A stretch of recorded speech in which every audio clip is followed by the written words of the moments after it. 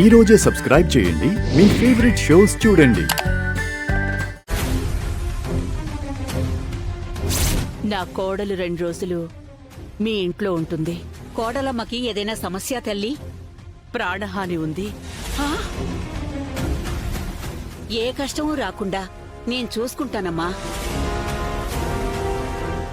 నువ్వెట్టి పరిస్థితుల్లోనూ బయటికి రాకూడదు. శరణ్య ఆచూకీ తెలిసిందా? తెలిసింది శరణ్య ఆచూకీ కాదండి. శరణ్యని ఎవరు మాయం చేశారో, వెనకుండి ఎవరు మాయం చేయించారో ఎవిడెన్స్ దొరికింది. అసలైన అనుమానితులెవరో క్లియర్గా ఫుటేజ్లో ఉంది. ఎవరు పిన్ని? సమీరా.